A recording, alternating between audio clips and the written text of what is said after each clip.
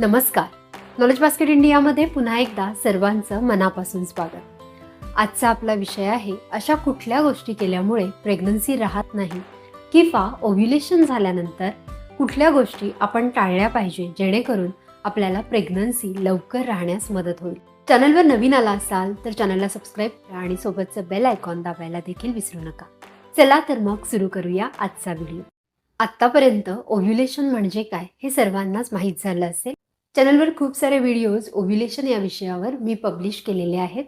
त्याच्यामध्ये ओव्ह्युलेशन कधी होतं, ओव्ह्युलेशनचे सिम्पटम्स काय असतात, आपण आपला ओव्ह्युलेशन डे कसा कॅल्क्युलेट करायचा आणि पाळीच्या चक्रानुसार ओव्ह्युलेशन कधी येतं, हे सर्व त्या व्हिडिओजमध्ये सांगितलेलं आहे.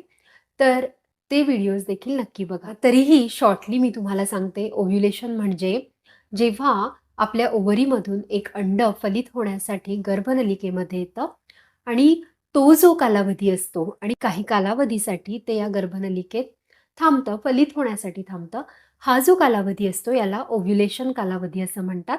जसं प्रत्येक व्यक्तीचं मासिक चक्राचा पिरियड वेगवेगळा असतो, तसा ओव्ह्युलेशन पिरियड देखील व्हेरी होऊ शकतो. तुमच्या मासिक चक्राच्या नंबर ऑफ डेजवरून हा व्हेरी होऊ शकतो. प्रेग्नन्सी राहण्यासाठी ओव्ह्युलेशन माहीत असणं, आपला ओव्ह्युलेशन डे माहीत असणं जितकं महत्त्वाचं आहे ना मैत्रिणींनो, तितकंच आपण ओव्ह्युलेशन नंतर कुठल्या चुका नाही केल्या पाहिजे जेणेकरून आपल्याला बाळ राहण्यास अडथळा येईल, हे माहीत असणं देखील तितकंच महत्त्वाचं आहे. कारण बऱ्याचदा काहीच प्रॉब्लेम नसतो, कुठलाही प्रॉब्लेम नसतो, तरी देखील प्रेग्नन्सी राहत नाही किंवा प्रेग्नन्सी टेस्ट पॉझिटिव्ह येते आणि मग नंतर प्रेग्नन्सी राहिलेली नाही आहे असं कळतं.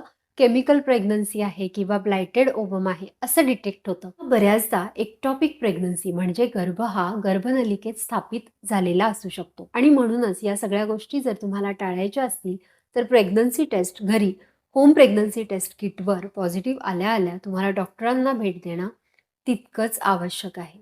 तसंच सगळीजणं प्रीनेटल विटॅमिन घेतातच असं नाही. जेव्हा तुमची प्रेग्नन्सी टेस्ट पॉझिटिव्ह येते आणि तुम्ही डॉक्टरांना व्हिजिट करता त्यावेळेला डॉक्टर तुम्हाला हे प्रेग्नन्सीमधले फॉलिक ॲसिड आणि आयर्न सप्लिमेंट्स देतात. या सप्लिमेंट्समुळे तुमच्या गर्भाला राहण्यासाठी मदत मिळते. त्याला पोषक वातावरण निर्माण होतं, न्यूट्रिएंट्स मिळतात जेणेकरून तो आपल्या गर्भाशयात व्यवस्थित रुजू शकतो, छान तग धरू शकतो. म्हणूनच लगेच या सप्लिमेंट्स चालू करणं गरजेचं असतं, ज्या डॉक्टर आपल्याला प्रिस्क्राईब करतात. म्हणूनच प्रेग्नन्सी टेस्ट आली पॉझिटिव्ह की लगेचच डॉक्टरांकडे जाणं महत्त्वाचं आहे. आता बऱ्याचदा हा प्रश्न विचारला जातो की ओव्ह्युलेशन झाल्यावर मग मी एक्सरसाइज करू की नको? तर मला तुम्हाला हे सांगायचं आहे, जर तुमचं हेल्दी लाईफस्टाईल असेल तर ते तुम्ही ब्रेक करू नका. कारण अंड जे आहे किंवा एम्ब्रिओ जो आहे, जो बनलेला एम्ब्रिओ जो आहे, तो इम्प्लांट होतो, तो अगदी मायक्रो साईजमध्ये असतो आणि म्हणूनच हा मायक्रॉन साईजमधला जो एम्ब्रिओ आहे याला विशेष काही फरक पडत नाही. म्हणून तुमचं हेल्दी योगा, मेडिटेशन, एक्सरसाइज आणि हेल्दी लाईफस्टाईल ही तुम्ही कंटिन्यू ठेवा. तुम्हाला जर खूपच वाटत असेल तर फास्ट रनिंग, हेवी उचलणं या गोष्टी तुम्ही टाळू शकता. परंतु एक्सरसाइजने तुमच्या एम्ब्रिओ इम्प्लांटेशनवर काही फरक पडेल असं नाही आहे. त्यामुळे तुमची हेल्दी लाईफस्टाईल, योगा, मेडिटेशन, प्राणायाम, वॉक आणि एक्सरसाइज तुम्ही चालू ठेवू शकता. तुम्ही प्रेग्नन्सी ट्राय करत असता आणि मध्येच तुम्हाला सर्दी, ताप, खोकला झाला म्हणून तुम्ही डॉक्टरांकडे जाता आणि प्रिस्क्राईब्ड औषधं खाता. परंतु तुम्ही डॉक्टरांना हे सांगणं अपेक्षित आहे की तुम्ही प्रेग्नन्सीसाठी ट्राय करत आहात. म्हणजे डॉक्टर तुम्हाला माइल्ड गोळ्या औषधं सुचवतील जेणेकरून ओव्ह्युलेशन नंतर तुमच्या बाळ राहण्यावर, त्या प्रक्रियेवर काही इफेक्ट होणार नाही. तसंच प्रेग्नन्सीसाठी जर तुम्ही ट्राय करत असाल तर मनाने गोळ्या औषधं घेणं, ओव्हर द काउंटर मेडिकलमध्ये जाऊन कुठल्याही गोळ्या औषधं सर्दी, खोकला, ताप यावर घेणं हे तर पूर्णपणे थांबवा. याने देखील प्रेग्नन्सी राहायला प्रॉब्लेम होऊ शकतो. म्हणून स्वतःच्या मनाने कुठलीही औषधं घेऊ नका. डॉक्टरांच्या सल्ल्याने त्यांनी प्रिस्क्राईब केलेली आणि तुम्ही जेव्हा त्यांना सांगाल की तुम्ही प्रेग्नन्सी ट्राय करत असाल, अशा वेळी डॉक्टर जे औषध तुम्हाला सांगतात तीच औषधं तुम्ही यावेळेला खायची आहे. आता बऱ्याचदा हा प्रश्न असतो की हेअर वॉश केल्याने प्रेग्नन्सी राहत नाही असं काही आहे का?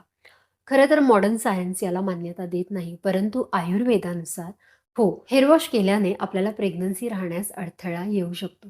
आणि हे हेअर वॉश तुम्हाला कधी टाळायचं तर पाळी येण्याच्या 8 दिवस आधी आणि पाळी आल्यानंतर 8 दिवस असे 15 दिवस तुम्हाला हेअर वॉश टाळायचा आहे. खरं तर असं म्हणतात की हेअर वॉशमुळे आपली जी पिट्युटरी ग्लँड आहे, हीच ग्लँड असे हॉर्मोन सिक्रेट करते जे पाळी येण्यास मदत करते. आणि जेव्हा आपण गरम पाणी डोक्यावर घेतो किंवा आपण डोकं धुतो त्यावेळेला ही ॲक्टिव्हेट होते असं म्हटलं जातं. याचा शास्त्रीय असा पुरावा नाही, परंतु जर आपण खरंच खूप ट्राय करत असू आणि आपल्याला प्रेग्नन्सी हवी असेल, तर आपण पाळी येण्याच्या 8 दिवस आणि पाळी आल्यानंतर 8 दिवस ही प्रक्रिया म्हणजे केस धुणं टाळू शकतो. आणि जनरली असं म्हटलं जातं, की पहिल्या 3 महिन्यात आपण प्रेग्नन्सीची खूप काळजी घेतली पाहिजे. कारण पहिल्या 3 महिन्यातच मिसकॅरेज होण्याचे चान्सेस देखील खूप असतात. तर त्यापैकी पहिला महिना जो असतो, त्याच्यामध्ये आपल्याला माहितीच नसतं, की आपण प्रेग्नंट आहोत की नाही. म्हणूनच जर आपण ट्राय करत असू, तर ओव्ह्युलेशन नंतर इम्प्लांटेशन आणि पुढे प्रेग्नन्सी राहीपर्यंत, आपली टेस्ट पॉझिटिव्ह येईपर्यंत जी काळजी आपण प्रेग्नन्सी राहिल्यावर घेतो, ती काळजी घेण्यास काय हरकत आहे? हा जो गर्भ आहे, तो अजूनही गर्भाशयामध्ये खूप छान, व्यवस्थित, स्टेबल झालेला नाहीये, स्थिर झालेला नाहीये. मग या गर्भाला प्रोटेक्ट करण्यासाठी ही सगळी काळजी जसं की खूप खड्ड्यांमधून प्रवास करणं, जोरात प्रवास करणं, जर्क बसेल असं काही करणं, हे सगळं आपण सुरुवातीला टाळू शकतो. म्हणजे ओव्ह्युलेशन नंतर आपण हे टाळू शकतो. आणि सर्वात महत्त्वाचं म्हणजे जर तुम्ही प्रेग्नन्सीसाठी ट्राय करत असाल, तर कुठलाही स्ट्रेस घेऊ नका. अगदी स्ट्रेस फ्री राहा.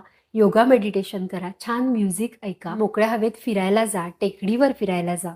मित्रमैत्रिणींशी गप्पा मारा. ज्या गोष्टी तुम्हाला आणि तुमच्या बॉडीला रिलॅक्स ठेवतात, तुम्हाला आनंद प्रदान करतात, जेणेकरून शरीरात देखील आनंद निर्माण करणारे हॉर्मोन्स रिलीज होतील, जे तुमच्या प्रेग्नन्सी राहण्यासाठी नक्कीच मदत करतील.